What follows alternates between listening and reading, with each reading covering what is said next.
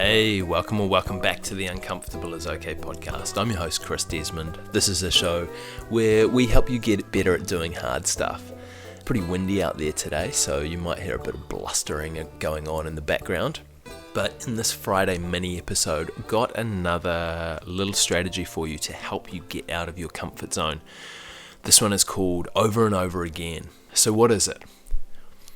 Notice an uncomfortable thought or emotion swirling about that's holding you in place. Stop, identify the emotion, and then say it out loud. It might be, I'm scared, or it might be, I'm lazy, or I don't think I'm good enough, or I smell weird.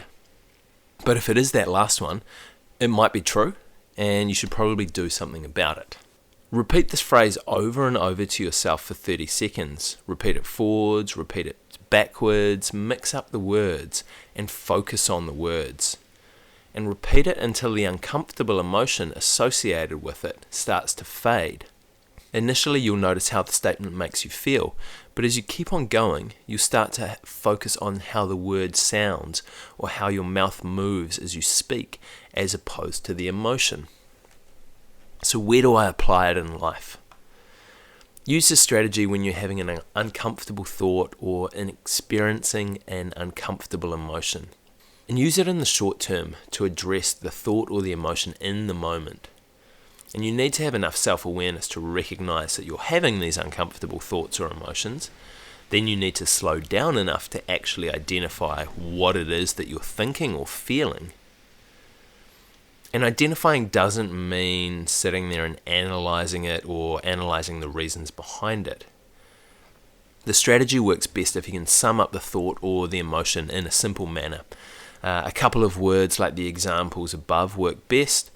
Otherwise, things do get too tricky if you're trying to repeat it over and over, especially when you're starting to do it backwards. The strategy in action. I've stolen this strategy from Susan David's book, Emotional Agility, which is a fantastic read. I highly recommend people jump in and read that. So Emotional Agility by Susan David. And I've put the strategy into action a few times myself. And the times that I've used it have been when I've been thinking about something that I've done from my past that I'm embarrassed or ashamed of. But sometimes they pop up, they flit in, and they hang around and I start to ruminate on them. And it's in the times of rumination that I use this over and over again strategy. When I recognize that this is happening, I'm starting to ruminate, I can stop and repeat to myself, I'm not a good person, I'm not a good person, or some variation on the theme. Sometimes I start to drop the rumination and the emotion surrounding it after about 30 seconds. Sometimes it takes me a couple of minutes and I need to repeat it over and over again, backwards, forwards, and sideways. But sooner or later those feelings start to dissipate as I focus on the words. And I begin to feel that it's not my identity, it's not the lens that I have to look at the world through.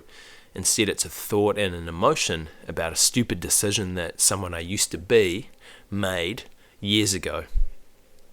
Why does it work? When we're having an uncomfortable thought or emotion, we often become wrapped up in them. And when we get wrapped up in them, we view ourselves and the world from this perspective. We'll look at the world from the perspective of someone who is lazy and look for the easiest way.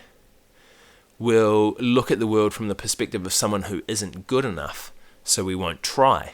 We'll look at the world from the perspective of someone who smells weird and will hopefully go and wash and apply some deodorant. But looking at ourselves and the world through the lens of these thoughts or emotions tends to lead to future actions and events that then reinforce the thoughts and the emotions that we have, and that continues to build our identity.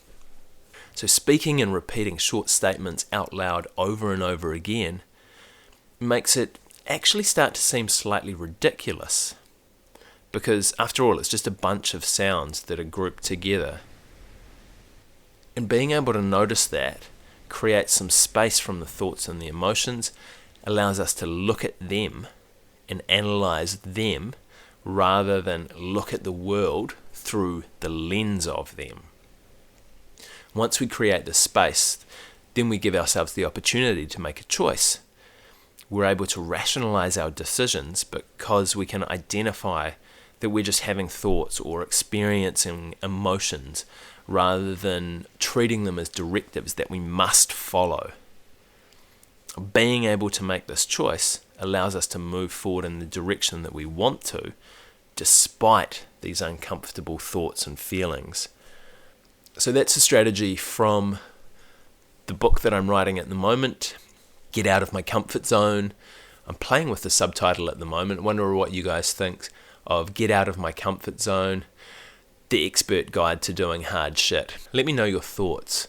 But if you're interested in how the book's progressing, if you want me to send you through a couple of these strategies in writing, and you want to be the first person notified when this book is coming out and hooked up with a sweet deal on it, then you can head over to getoutofmycomfortzone.com. You can sign up there. So that's getoutofmycomfortzone.com. Love to hear how this strategy goes for you and what you notice with it. Thank you so much for getting uncomfortable with me today, and we'll see you all again next week.